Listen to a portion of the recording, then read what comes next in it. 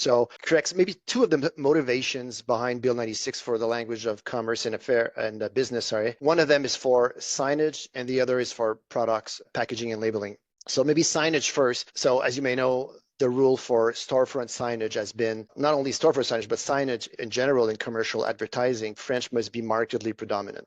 This has been the rule for a long, long time. Now, in was it in 2016, the regulations were amended. If you have storefront signage and you have a non-French trademark, then you need to add French, a sufficient presence of French on the storefront signage. Why is that?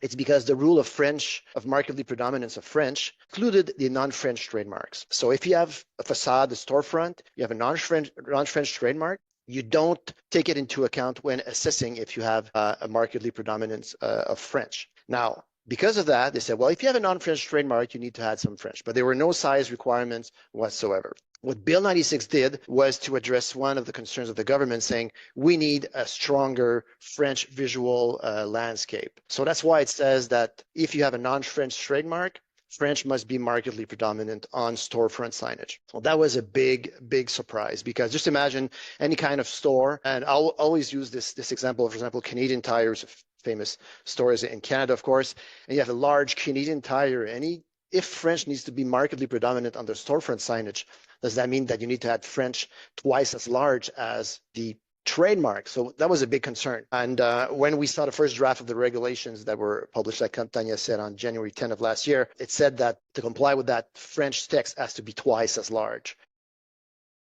And good thing, the final version of the regulations that were published on June 26th, that will come into force on June 1st, 2025 for the trademark portions, says that the space allotted to French has to be twice as large. So that means that you can have a big trademark, and as long as you have other French here and there, smaller characters, that's fine, as long as the whole space occupied by French is at least twice the size. So that was something that was brought by Bill 96.